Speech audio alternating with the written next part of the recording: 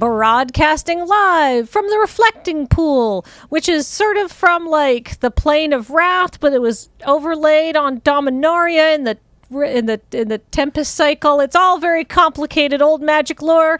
It's Tap Tap Concede. Hi, I'm Kathleen, and today joining me we have three incredibly special guests. We have Cedric Phillips. He is a magic super well-known commentator, personality, pro tour, top 8er. I just do stuff. Well-known friend of the magic community. Excellent to have you here for the first time. Thank you. I'm glad to be here. We have Taalia Vess. Thank you very much. And we have Joey from EDH Rec, and we are here because we're all here for the PPR, and we're all hanging out and making a podcast, and we have some various mid-level spice to extra spicy discussion topics. Oof. I know. Love spice. And I'm everything here for the nice. spice. Yes. Let's do it. But I think we're all professional magic content creators. So The air quotes, I love that. For anyone not watching. professional goes around mine. Professional, air quotes, content creators, also air quotes. Yes. I like to think of myself as an internet clown. But because, essentially that's what we do. But for people who are maybe less familiar with all y'all in the audience, I just want to have a little rap about what it's like being a content creator. What do you do? What's your day look like? What are some interesting things? It's just 24/7. Mostly true. Yeah. It's mostly true. All right, work-life balance. What's that? Cedric, do you want to kick us off? Yeah, go for it. Well, we're just going to throw the work-life balance thing in there. Doesn't really exist, I would say, certainly for me. Okay, so magic content creator, and I guess just what I do in a general sense is the question. Yeah. So I've worn a lot of hats or whatever. I guess technically right now I am running an apparel company that is magic adjacent, named Coalesce Apparel and Design. I do magic commentary for the... I can say this now again. For the Pro Tour. Hey, because we brought that term back. So that's fantastic. So I do magic commentary for the Pro Tour in various roles, either as an expert, sometimes as play-by-play, or sometimes working at the news desk alongside Maria Bartholdi and others. I really don't say that I podcast about magic as much as I used to anymore. And then I used to write articles. Sometimes I do. I have tweets. That's content, right? Tweets are content. Tweets are content. Right? Absolutely. So I do that too. So yeah, just whatever one can do in the magic space, I have either done or I'm currently doing. So, and I'm on this podcast now too. So this counts as content. Everything is content all the time. That's also true. Taalia, tell me about your unending quest for content at all maximized times. Yeah, so for mine, it's a lot of connecting with the community. So for me, I say it's 24/7 because I'm just constantly interacting with people in the community, whether that's through social media or when I'm live streaming, things like that. But I do a lot of different things. I think it's important to have multiple different avenues of income, especially as a content creator. It's really hard making it as a Twitch streamer. So I started a group of marginalized communities called She Sparks, where we go to conventions and we just, want to have a presence there at these predominantly male conventions. So we have events going on pretty much every single weekend. I also am a guest at a lot of these Command Fests just as my own. And streaming on top of that, I stream on Twitch and whatnot, which is a fairly new platform. It's like eBay and Twitch combined. So I'm live auctioning, which is fun. I just get to crack packs and talk about magic cards. And yeah, there's just it's really hard to balance, but I think it is very important to take time for yourself and just relax, do something you enjoy, or else you're going to get burnt out. So I try to, I think I balance it okay. I'll just leave my phone on the bed charging for maybe 10 minutes and then come back. 10 whole minutes. 10 entire minutes. Whole minutes. What a luxurious break. I agree. Joey, tell us about your nonstop drudgery. I mean, content creation lifestyle. No, it's fun. Like, so EDH Rec, really popular commander deck building website. But it's also, it's just a bunch of data on EDH Rec. So we also added in the human element. We have article content on there, and I edit all of that. We also have the EDH Rec cast, the podcast, which comes out every Friday, and that's super fun. Then we have also additional videos that we do on there as well, like our Upping the Average series is really, really fun. Just a bunch of places where we can look at the data on EDH Rec and be like, some of these cards might be overplayed, like they're popular, but are they the best cards? Let's add the human element. Let's talk about the cards that we think are the most fun. So we've got our bonus videos, we've got our weekly show like that. We also stream twitch.tv/EDHRecast. That's on Wednesdays, and we get to connect with other people in the community. And I am so thankful to my co-editor Chase, aka Mana Curves, for helping me with any and all of that, because oh man, it's a lot. I miss my husband. I haven't seen him in a while because it's always the content. Sometimes we get 10 whole minutes of sleep somewhere in there. Nice. Yeah. So is it just the two of you who handle all of that, like article and video podcasting editing? I'm the article content, and Chase and I are both on the video side, and then we've got additional programmers for a lot of the other behind the scenes EDH Rec stuff as well. But yeah, no, it certainly gets to be a lot. And Chase, of course, has their own streams and things like that too. So it's always a web out into a bunch of other things too. But yeah, it certainly gets to be a lot, and it's nice to find a balance. And honestly, for me, the way to find that balance has been getting help from other people. Like leaning on other folks is definitely the best way to get that. That's definitely something we do here. Like, and now you've seen sort of the behind the scenes. There's like tons of people who do like video editing and stuff like that. Like when we do the PPR, like I'm making videos, Graham is making videos, and we have Matt and Corey who don't appear in the PPR anywhere, but they're also like working on the judge videos and all of the other ancillary products and stuff like that we make to go with this, because I don't know it takes a team. Yeah, Boy, it does. it. Yes. Yeah. And Yeah. then when you're making something, you're like, well, if I'm already here and I'm already making this content, what if I also I'm hardly 50% bought into doing something else. I could just add a little bit, just saw more work, and then I'd get a whole extra thing, right? We're Magic players. Yeah. We want to optimize. Absolutely. Yes. We think we can do it all. It's good to have a co-deck builder sometimes. Yeah. Doesn't hurt most of the time. Doesn't hurt. So if you've expanded it, I was admiring your shirt earlier. Thank you. So this is from your own line. But So trying to be humble over here. I'm not going to point it out, but you're welcome to. I was like, I love this shirt because I love Nirvana and I love Black Mana. So like, perfect. This shirt, by the way, Yes. came together at very last minute. Oh, really? Yeah. So we did a release for around Coachella, because it's back this year. Popular music convention, whatever. And so it's over the course of 2 weekends. Yes. And so we wanted to do a Coachella release in 2020, but the world. Pandini. So, you know? yeah. I have to admit, I don't know why I thought that was Blink 182. No, I'm completely no. wrong. That's okay. Well, That's shows okay. how much I know. We about- might have a Blink 182 adjacent shirt in our Slack. I would love to see that. Yeah. So we do our Coachella thing, and we were going to release 6 shirts, 3 one weekend, 3 the next, and we got to 5. And we did not know what we wanted to do for the 6th one, and just decided to like start Googling and stuff. And me and my team were thinking about bands and everything. And then like I just came across like the Nirvana shirt, and I'm like, there's probably something there. And then like the next day I woke up, and my creative director was like, what do you think about this? And I just go, oh my God, you're a genius. And that's it. So like the other 5 that we have in the collection, those have been ideas for like 2 years. And then this one was just like, we need something that's like Nirvana, but like same number of letters. And I just kept thinking, and we just couldn't think of anything. And then he just woke up the next morning. He's like, "You guys are idiots. It's Liliana." And I'm like, "You're the smartest person alive." And that's how the shirt. Perfect. That's how the shirt came to be. So it wasn't like, oh man, it wasn't like some grandiose thing. It was just like he just woke up one morning. It was just like, I think it's this. Presented it, and I'm like, yeah, it's definitely it. And that was it. So.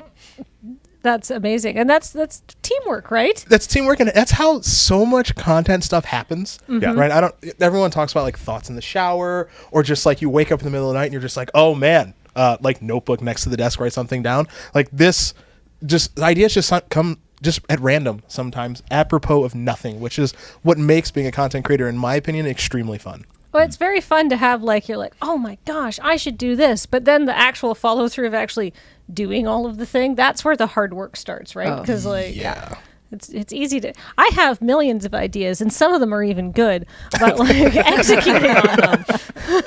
Sometimes even to vocalize what the idea is. Yeah. Like in your head, abstractly, it's just like, yeah, but then you try and pin it down and you're like, this is like nailing Jello to a tree. It's difficult for me to even explain what my idea actually is going to be. So having other people to like filter that stuff through, it's the only way that it can happen. Yeah, like when an idea comes to you, it's like, oh yeah, this seemed like it made perfect sense in my head, but now that I'm saying it out loud, I appreciate that you are my friend and are not judging me. But like, sometimes people will take a nugget of inspiration out of that and be like, but what if this, so it was a good idea? Right? But that's the part that I think is really, really fun about the whole thing, right? Because if you look back on past ideas that you had and in the moment, it just seems like this is the best idea ever. And then like you either talk to your friends or you look back like a year later and you're just like, well, not so much, but we tried. Like I think the failure of it all is really fun. And when you have the ability, as individual content creators like we mostly are, or you have a lot of agency, it's just the ability to go like, you know what, I'm just going to try that, and maybe it'll work, maybe it won't, and at the end of the day, we're just going to see how it goes. Like I think that's the most fun part of, in my opinion, being a content creator. It's like, I just want to try this thing and see how it's going to go, and you just don't know sometimes how things are going to go, and you can be surprised by the results. I think that's awesome. So speaking of content creators and lots of different things and lots of like ideas and I'm desperately trying to segue into our next question here, and I appreciate everyone's patience while I'm doing it. One of the things that Magic has been trying a lot is lots of different kinds of releases. Like this year we have had Kamigawa, we've had New Capenna, we're going to have Dominaria United, and then Brothers War. But we've also had Secret Layers. We've also had Warhammer decks. Baldur's Gate. We've got Unfinity coming out in October, which I am personally very excited about. Also, this Double Masters thing. Yes, the Double Masters here that we're all here for, right? Right. So that's a lot of releases, and that is a huge uptick. I think it was April King from Scryfall was talking about how many cards are going into Scryfall, and it was like, they were averaged out over the years, and she was like, it's been like, a couple thousand, and like this year it's just ticking up. How do you guys, or how do y'all feel about like that flow of content? You're a commentator, so you have to keep up on this information. I'm going to go last. I'm going to go last. I know that you have opinions. Actually. TV, fire Taalia, away. feel free. Okay, well, I have a pretty quick opinion on this. I'm always happy to see new Magic products because it changes the game. It keeps it fresh, and I love drafting. So I can't complain, but I will say it is a lot to keep up with. Like, I actually haven't even looked at Baldur's Gate, and, I've just been so busy traveling and everything. But I feel like, it's already another set coming out, and I miss Baldur's Gate. So I feel like, woof, it just is gone. That opportunity to be at FNM when the set releases, it just keeps happening faster and faster, and I'm like missing these really cool sets. Yeah, no, so that's my opinion. I'm like not complaining about it, but it is very fast. Yes, and it's a lot. Yeah, big same on that from me as well, and it's. Like to hear people say that they've already moved on from Baldur's Gate. I loved Baldur's Gate. I really loved the Baldur's Gate set. Drafting it was so much fun, and there are a bunch of commanders from it that I've like already switched over a bunch of my decks. I've built new decks. I absolutely adored that set, and Double Masters came right on the heels of it, and like, but the thing was right there, and I wanted to spend as much time with that. I wanted to savor it, and that's the thing, is that we don't get to savor as much, which isn't itself a problem, because a thing that I do also like this. At least coming from the Commander world, I do like to be surprised by things that other people are playing. I do like the experience of, I've never even seen that card before, when someone plays it, in a table. It creates a really fun social experience. And if that is a thing that Wizards of the Coast is aiming for with a lot of product releases, I think they're certainly succeeding at that. And that is a vibe that is really fun. It feels a little bit like, way back before Internet Age Commander, where like, I don't know what these cards are. I'm delighted to be able to see them out in the wild. It's very a more raw experience, maybe. But the way that the sets can overshadow the joy of other sets, especially as players of the game, it does make you almost wonder a little bit if, like, I don't know. I guess players sometimes feel as though like these sets are so close together that we almost view them in competition with each other. And that is a little bit of a shame. We're just like, I don't want these things to overshadow each other. And we sometimes even see that in the data on EDHREC, where these things are so close together that a lot of the commanders are being overshadowed. Like the top 3 from a set, the top 2 from a set might be very, very popular, but there are like 25 other legendary creature designs that are really, really engaging that no one's paying any attention to because they can't. No one has the creative capital to be able to do that.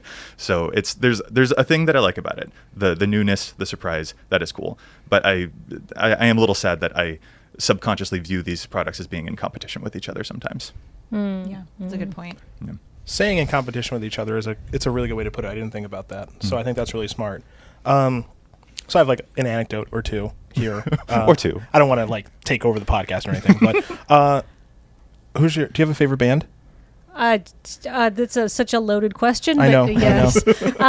We'll say, you know what? This is a perfect analogy. We'll say my favorite band right now is King Gizzard and the Lizard Wizard. Okay, so that's awesome because I just found out about them 2 weeks ago. I'm not kidding. Yeah, I was on a date with someone and they were just like, "Have you heard of this band?" I'm like, "That you just made that up." Because that would not be the name of any band, and they're actually pretty great. They're amazing. Yeah. And they've released like 1 million albums. I bought ticket. Okay, now I'm going to distract you with an anecdote. I bought a ticket to see them in October. The concert was going to be October 2020. And it was a big thing. It was going to be 15 albums, 3-hour show in San Francisco. And I was like, yeah, they're going to play something from every album. And then the concert obviously got delayed and delayed and delayed. And now it's going to be October 2022. And now it's 20 albums. Oh my gosh. 3 hours. Oh my gosh. So speaking of quick releases. You've stolen my thunder a little bit. Oh, I'm so sorry. But that was unintentional. So it's actually really funny. Favorite band? Taalia? Favorite band? Just one of your favorites that you listen to a lot. Is Thundercat? Okay. Joey? Depeche Mode, Electro Swing, I don't know.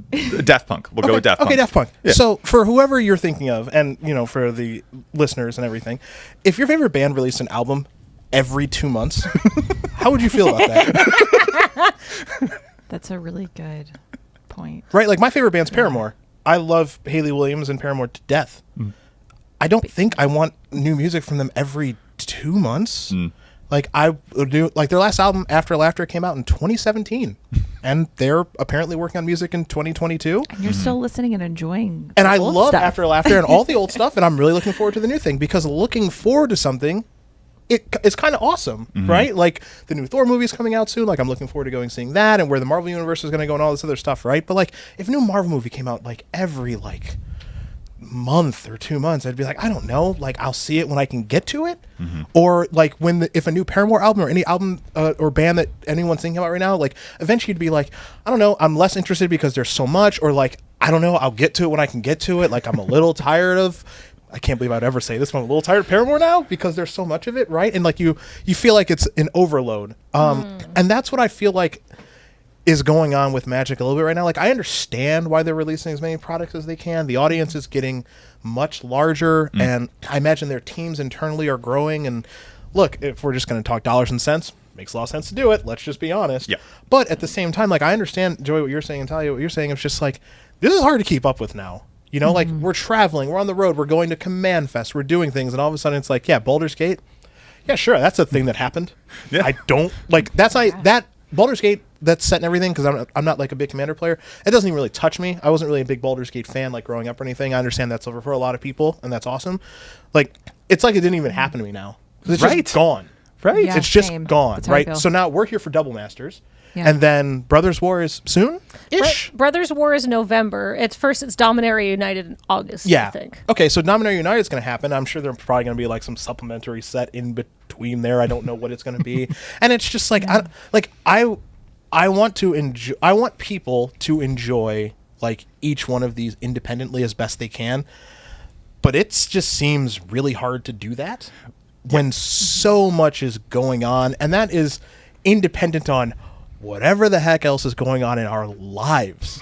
Like whatever our other interests are. Wait. Coffee or whatever, right? You have interests outside of Magic? That's a crazy thing to think, but it is true. Do you get more than 10 minutes of sleep? Not really. No, not really.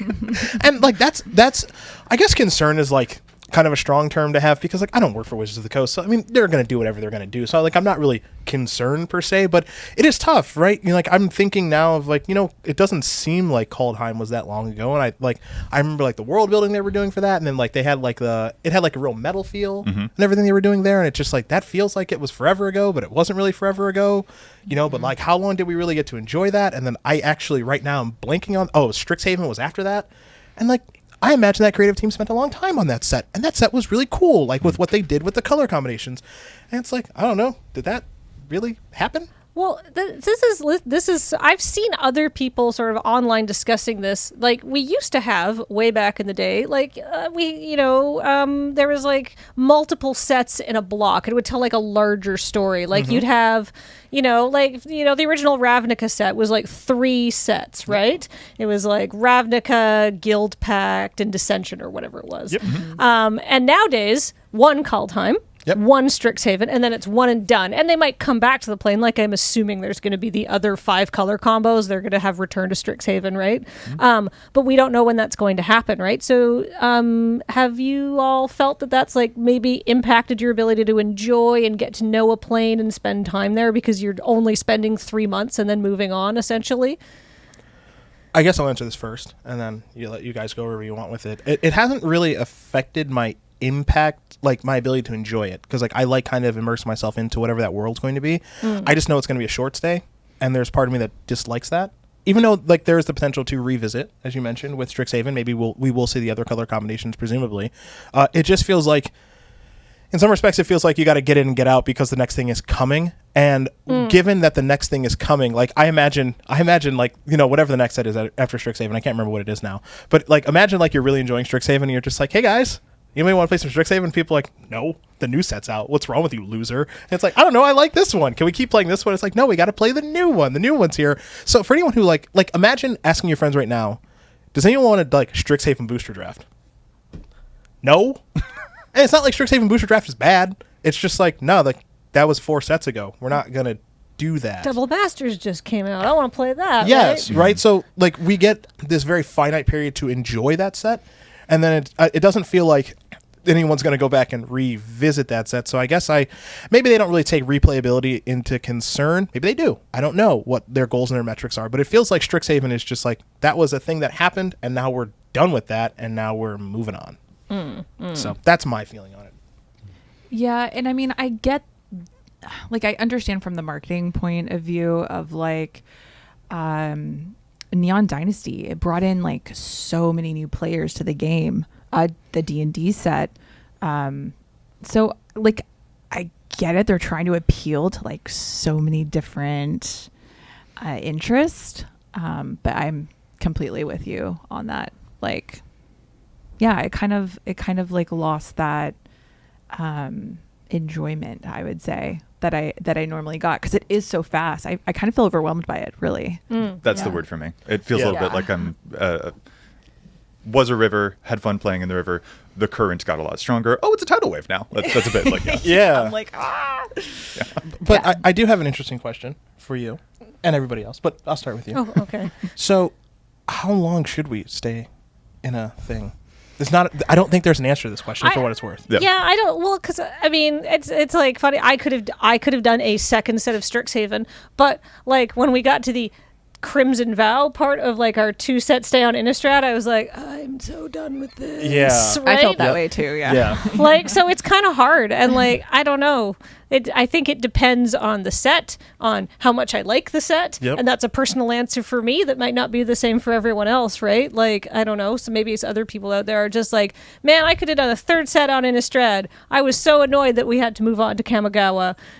Screw Strixhaven. I don't want to go back there again, right? So I don't envy those creative decisions. Yeah, like it's 6 months at a set feels way too long, right? We don't want to be playing the same set for 6 months or in the same world for 6 months, but like, is it 3 months? Is it 4 months? I feel like the supplemental sets are more the thing that make it feel like it's a nonstop. Like the actual standard releases, like those feel like those feel properly spaced. But it's just like Baldur's Gate versus the Double Masters thing is the thing on top of other sets. It's like there's twice as much going on in the bonus product. I'm not sure if that's the correct way to phrase it, but Yeah, but I know what you mean. Yeah. Yeah, I feel like the standard sets are well spaced, because if you just look at standard, we've got 4 sets this year. But like we're talking about whatever supplemental stuff is coming out. We've got we're here for Double Masters. With the next standard set is Dominaria United, and the next standard set after that is the last one of the year. But then in between there, we've still got another set of Commander decks, because it's the Warhammer Commander decks, and a full another unset coming out. That's so right. that's 4 releases between August and November. And that unset that I know you're excited for, that's what I was going to mention too, because like those unsets, they are definitely like for a certain type of audience, and that's awesome. Like I'm glad those sets exist, and I think they're cool, but like I feel like you can only get people, and maybe I'm wrong about this, I feel like you can only get people excited about so many things over the course of the year. Like it's like Baldur's Gate, yes, and it's like now you're excited for Infinity, and it's like here's the next thing, and it's just like I can only be excited about so many things. Yeah. It just in life. I mean, maybe that's not true. Maybe I'm wrong about that. Maybe people can get excited about a ton of things, and then their life is just awesome. I don't know, but how often can you just go like I'm excited for this set, and then like I'm excited for the next one in a couple months, but like you still want to enjoy the Uninfinity set. The hype train also needs more than 10 minutes of sleep. Yeah. Yeah. I would agree. Agree. Yeah. So I think we've all that was one of our medium spicy questions. We got, I would say this is also medium spicy. I'm going to save the very spiciest question till the end, but here's a medium spicy thing. It's like, and maybe Taalia, you'd be the one to kick us off, because the other thing we wanted to talk about is the Magic community. How do we think the Magic, and you're such a big part of the community and do a lot of like, traveling and playing and community building through the streaming you're doing. What do you think are some of the things that the Magic community is doing well right now? What are some things you think the Magic community might need to improve on? Yes. Oh God. Yeah. So this is a very loaded question. I think that what I've seen over the past few months since conventions have been coming back is this like categorization of women in the Magic space as like just being cosplayers. I know personally, like I've been asked by several different companies to come to their event as like a booth babe cosplayer. And I'm like, I don't do that. I make Magic content, and I have been for 4 years. And like, I feel like a lot of all the hard work that women put into the community is overlooked by just playing dress up, which look, I love cosplay. I used to be a cosplayer like a decade ago, and I appreciate it as an art form. But I think like it's just been kind of sad to immediately be offered that position over just coming and being myself as a community builder and someone that really represents the game like for free. You know what I mean?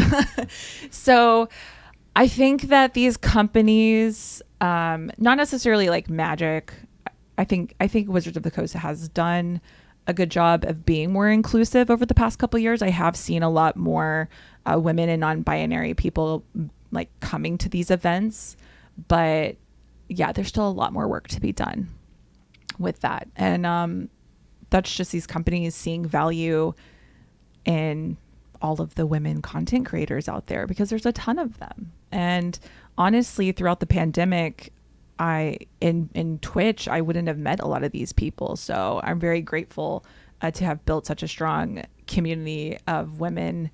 And hopefully we can just have a more presence at these events and continue to do that.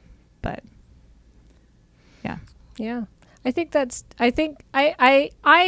like as far as like representation goes, I like that the game of Magic, the actual art on the cards, has gotten a lot more diverse over the last couple of years. I am very appreciative, and of I that. certainly appreciate it as well. Yeah. Yes. The whole like come be a we just want you for cosplayer is infuriating to me on several levels. One, because it like pigeonholes female content creators as yes, they're here to look nice and to do cosplay, which is an art form.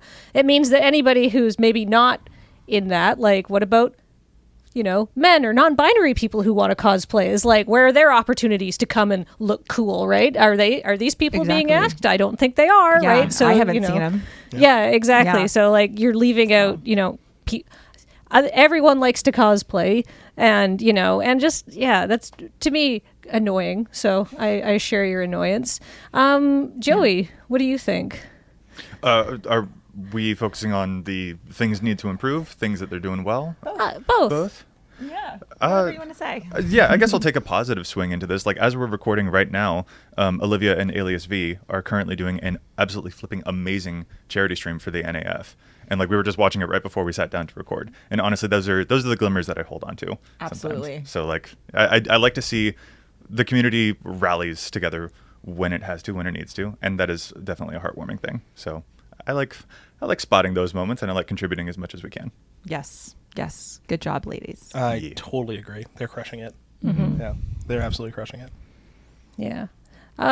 What I don't know. What do you think? You're like more involved in like, because you're doing commentary for the Pro Tour now, right? So like you're like at a very high level as like a face representing. Oh gosh, don't do that, please. I mean, you're just a dude. It's good that we're representing the game, though.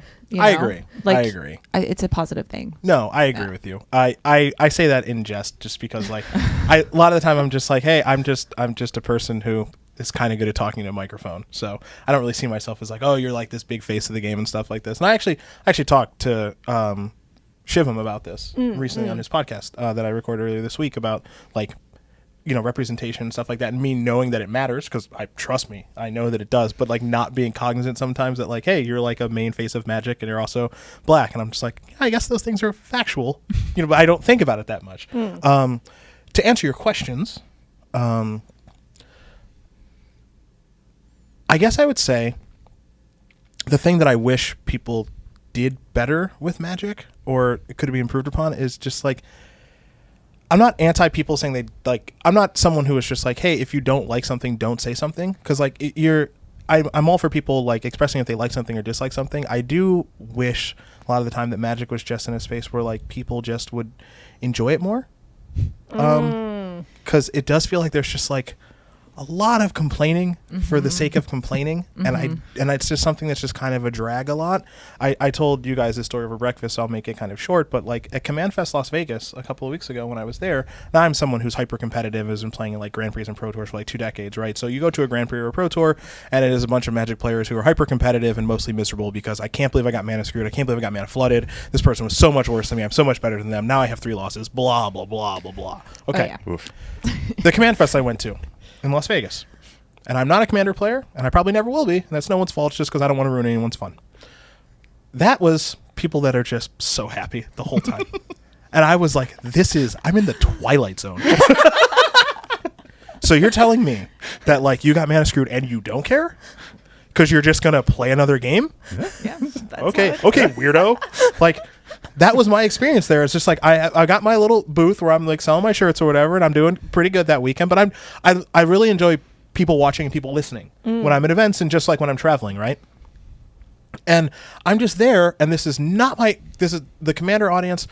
I love them, but it's just like not my group of people. It's just because I'm just not a Commander player. But I understand that Magic, what's great about it is you can enjoy it in so many different ways. And that's what makes the game great. So I'm listening to all these people, and they're just having the time of their life, just playing 4-player games of Commander or Heads Up, whatever. And they're just like, yeah, like that was a really good game. You want to play again? Yes. People just going up to one another. Hey, you want to play a game of Magic?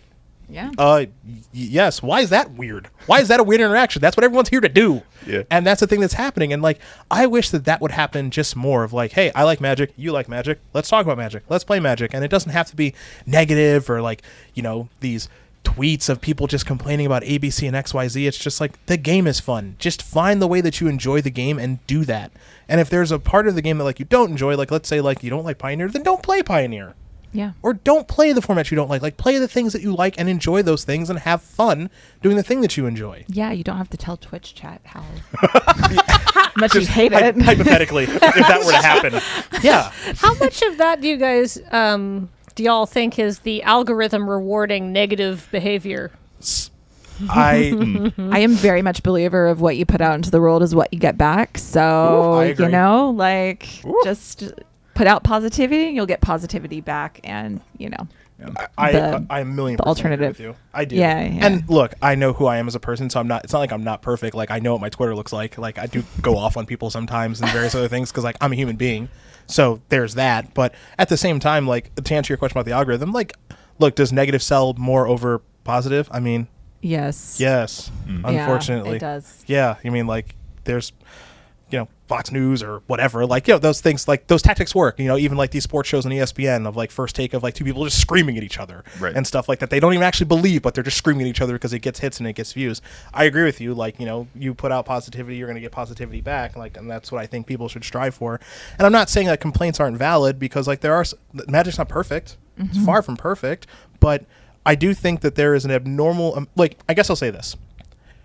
It shouldn't be jarring or shocking to me, person who's been going to Magic tournaments for 25 years, to go to a Magic tournament and be like, this is weirdly positive. Like, that shouldn't happen, right? That should not be my experience of, like, I leave Vegas and I'm like, man, everybody was so happy. That's so weird. All right, see you at the next one. Like, that shouldn't be my experience. That's just a weird thing to have happen, I think. The Command Fest Richmond was like a tonic for the soul. It was just so happy. I was like, I honestly, like, big confession here, I like happy cried like when I went back to the hotel. It was just like, this is so wholesome and I like it a whole lot. Yeah, I really like the wholesome environment. That's why I play Commander.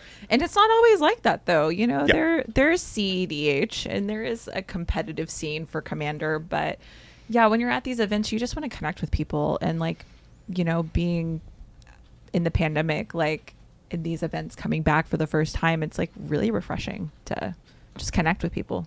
Yeah. The gathering part of The Magic, gathering. the gathering. For sure. Yeah. For sure. What I do like to hold on to is just that, like, whenever there are those big complaints, the reason that people complain is because they care a whole lot. Like, Agreed. That is always the thing Yeah. that I want to keep them, like, down at the heart of there's something that I do want to make sure that I pay attention to. Just vocalizing it is sometimes the tougher part, no matter where it's coming from. Like, I'm certainly not going to say that 100% of the, like, Commander's got its salty players too. Commander's got its salty players too. Like, I believe it. Let's not, it has nothing to do with how competitive anything is. Like, everyone can get in their persnickety moments. Yeah. Is the way that I'll phrase it, maybe. So, like, it's everywhere, but it's always because we're so emotionally engaged in this game because we love it so much. So, that's the thing that I'd like to hold on to and remember. Even if it could be left out of Twitch chats a little bit less often sometimes, Yeah. hypothetically. So we all like that it's a fun game and that we all like playing with each other, and we could do with a little less grumping. And if you don't like something, you don't need to go off on it unless it's, the algorithm is rewarding you, I suppose. It does seem like the algorithm does reward negativity a lot. I only try to spread positivity, and the algorithm doesn't like me very much. But I mean, but it's what I choose to do. So that kind of circles back into, like, when talking about the content creation piece of it, though. Like, I'm sure we've all felt that potential pull to be, like, drawn towards the, like, oh, let me make a more complainy type of video or complainy type of stream or things I'll like that. type it out because I and bet then this I'll would get more engagement, more views, delete. become more. Yeah, exactly. And honestly, big same. That is the thing that I've done. Well, I'll type out a script, just be like, oh, all right, I've said my piece. I'm not publishing this. I just wanted to complain in a way that is for me only, and then I can actually, once it's outside of myself, I can look at it and be like, I don't need to say that, and I actually don't even know if I agree with all of it. That was just emotion. I'm glad that I could filter that out with a little bit of time and distance. Yeah. So, yeah. Yeah, I do the phone a friend for that. Nice, Which is, I'll call one of my friends. I'm like, hey, do you have interest in opting into a conversation where I complain for like 5 minutes? I need to get this off my chest. And it's like, yeah, sure. You also have to ask, like, ask the person if they're willing to opt into this instead of just calling and be like, you won't believe what happened. They're like, I don't really have the space to take this on, so it's just like, hey, do you have like 10 minutes for me to just kind of go off for a minute? Because like me tweeting this is a horrible idea. And it's like, yes, it's okay. Perfect. Great. Get that out of here. And it's just like, all right, it's the same thing. It's a verbal form of writing the scripts or or the drafts or whatever. It's just, blah. Okay, cool. I'm good. Because again, we're all human. Yes. Yeah. When you make a thing, you want it to be good, fun, entertaining, engaging for other folks. And so having the emotional moments, always good. We're all going to have them. We're all going to have them. But like finding a healthy way to do that so that you can still continue to make an entertaining product for other people who are watching, because that's what it's all about. Because not only do you want to have a fun time playing the game, you want to have a fun time with the people who are watching whatever it is that you're making. Yeah. You want to put out a product that when people watch it, they're like, that was great. I had a good time. I have a smile on my face because everybody else had a smile on their face. And I felt the genuine friendship connection of everybody enjoying themselves. Right? Yeah. That's like a big focus of what we do here. I mean, Y'all do a great job at that. Totally thank you. agree. Yeah. Well, maybe the algorithm could reward us a bit more too. Oh well, we appreciate everyone's support, but before we wrap up, I have teased a couple of times I was going to ask a very like a 4 hot pepper spice question. Oh boy. Oh boy, just looking directly at me. Oh man, what are we moving to now? All right, What did I do? I want a hot take on food. You said you wanted a food question. What's your spiciest, most controversial food opinion? Okay. Or coffee. You could go food or coffee. Well, so I don't drink coffee or like caffeine like basically ever. I did have a chai latte this morning. It's like the first caffeine I've had in like 2 months, but I don't drink coffee. So, but I'm not like someone who's just like going to punch down on people who enjoy coffee because that'd be throwing a lot of punches. I'd get really tired. And you don't have any coffee, so you're That's also true. I would just get exhausted doing that. I think my hot take on food right now. So my previous hot take on food was like bacon is just really overrated. I agree with that. And Whoa. that's a very spicy take, though. Yeah, no. like the bacon. I'm like, gonna jump into the comment section. Okay. Okay.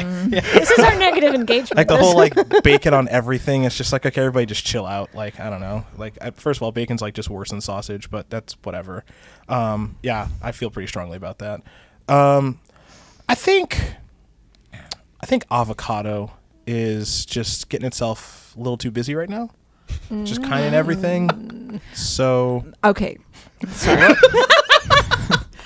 I literally eat an avocado every day. It's healthy fats. It's so creamy.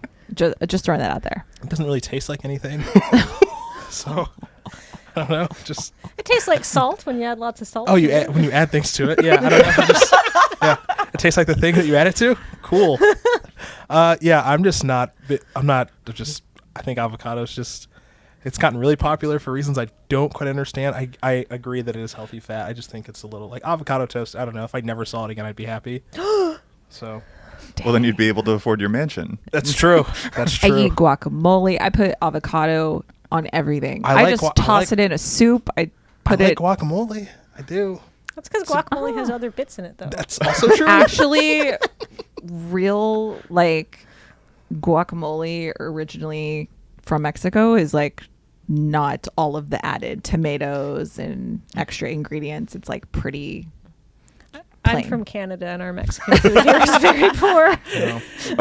Oh wait, this begs the question though. Like that was a You don't add, controversial like, all the food onions take. and- Controversial food and coffee take. It's your I turn don't now. have a- Now you're on the spot. Oh my god, I don't have like a controversial. Okay. Can I try to like set you up for once? And Yes, drink a lot of please. coffee? Okay, great. I am of the opinion. I hope you guys aren't sponsored by these folks. I think that Starbucks is like garbage.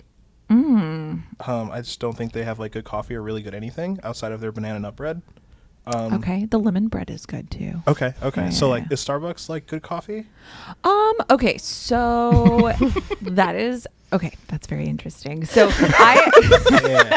Yeah. so I will say I went to El Salvador recently and I visited a producing facility. It's the largest producer there in El Salvador, and they produce all the coffee from El Salvador to Starbucks. Okay. And it is, the same quality as like a specialty coffee. It's all in how they roast it. So Starbucks generally roasts their coffee like very dark. So then you just get that kind of like burnt like aftertaste.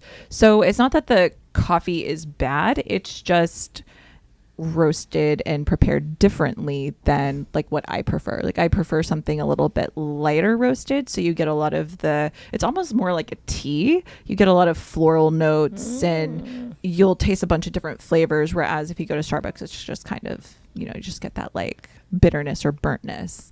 So after seeing that, I'm not like a Starbucks hater. I will say I haven't been to a Starbucks in several years until I went to Guatemala, which Guatemala is known for their coffee, and they just opened up their very first Starbucks in their city. So that was really cool to visit, though. Okay. It wasn't like the coffee wasn't very good, but it was all like I don't even know how to describe it. It was just a beautiful setup.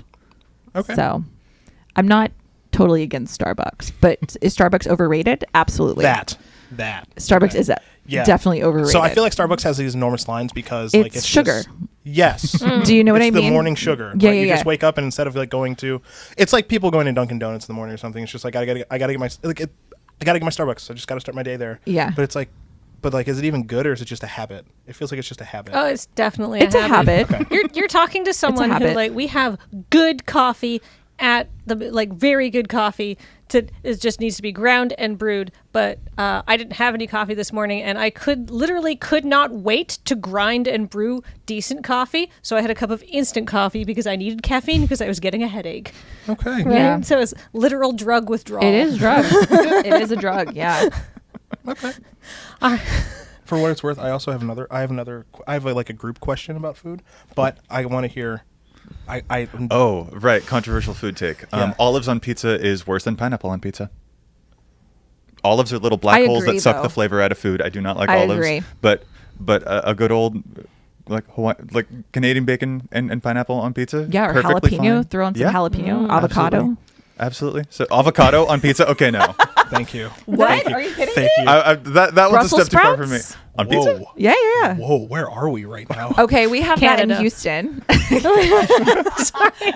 We have a Brussels sprout pizza, and it's super good, and it has like a hot honey on it. I mean, Oh I my God, that sounds great. That actually does sound good. It Yeah, is. you might be persuading me. Yeah. There's a very good pizza place here that will do stuff like they do a pizza, and this is gonna sound awful, but it's a cream base with ricotta cheese and roasted squash and green olives and spicy chili honey, and it is and leeks, and it is incredibly Oh, well, good. leeks are divine. They're a god tier onion. They are so good.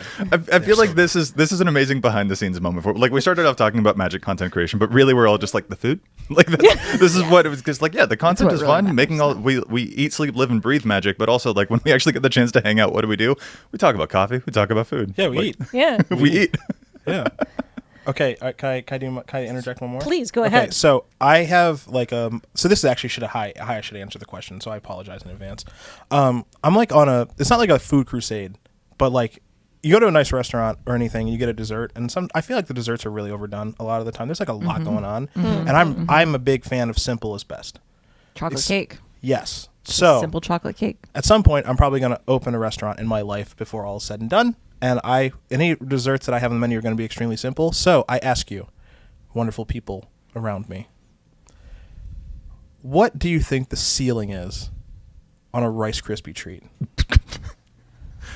There were a lot of endings to that question I that I thought know. were happening. I didn't expect that one. I was like cookie, brownie. Huh? No. Because think about Rice it. Krispie Think about treat. all the places that you've been to, that you've eaten at, nice or otherwise. And I've eaten a lot of places all over the world, and I've never been to any restaurant that has a Rice Krispie treat as a dessert. And that's weird to me, because places have cookies that can Yeah. be really nice, and there's myriads of cakes and everything else. But no place I've ever been to has been like, one of our desserts on our menu is a Rice Krispie treat. So the Starbucks I was telling you about that just opened in Guatemala had a really big Rice Krispie treat in their case. Okay, And so- I was so excited because I do love Rice Krispie treats, and they're kind of hard Who to doesn't? find. Who doesn't love Rice Krispie So treats? I did order one, but it was not good. Good. It Good. was very like just fell apart, mushy, like sticky, and it wasn't like a good. So I'm thinking of like Christina Tosi, who, Yeah. goodness, I can't think of her chain of restaurants, her chain of dessert restaurants now. Milk Bar.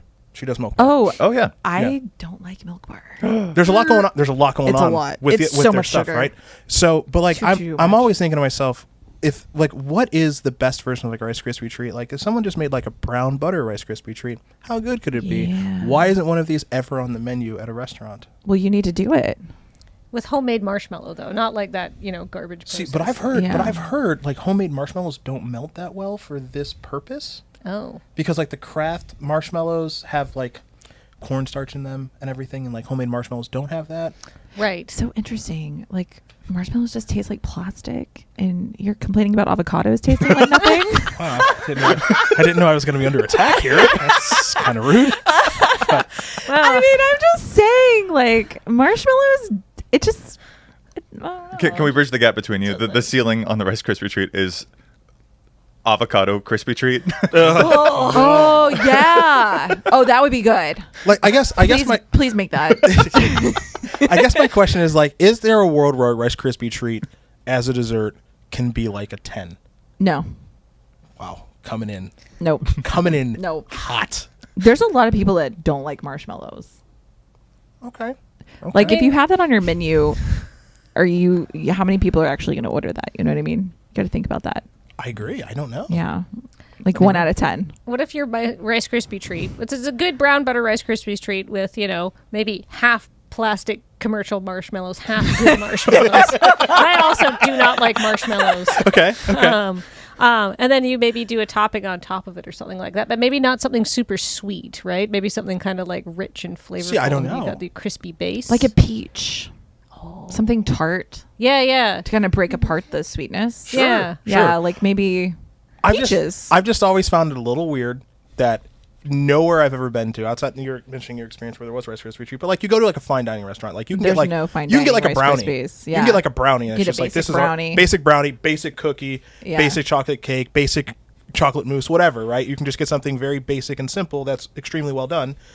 No one has Rice Krispie treat. I think that's a little weird. That's all I'm saying. They're sticky, they're messy. Who wants to mess with that? They're You know what I mean? delicious. The pastry chefs don't want to mess with that.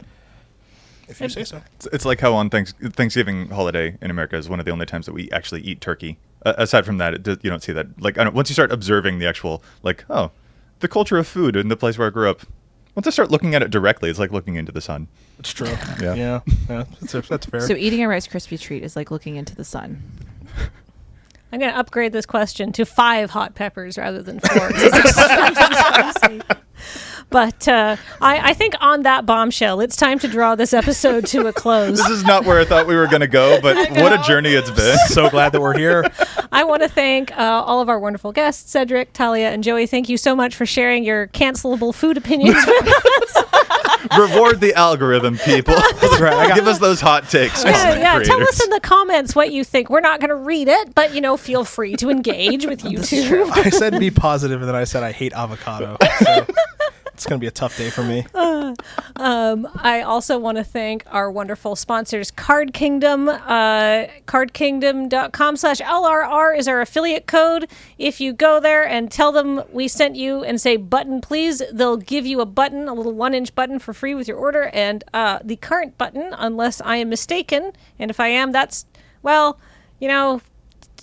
who can know anything truly in this universe? Objective reality. Unless I'm mistaken, it says before damage, I concede, which is something I've definitely done when I'm playing a particularly miserable game of Standard. So I hope everybody enjoys that. And also thank you to our patrons at patreon.com/loadingreadyrun. You are the reason that we can do stuff like this, why we have wonderful people to work here, and why I get paid to ask these 5 hot pepper questions. So thank you so much. This has been Tap Tap Concede. Bye, everyone. Thank y'all. Take care.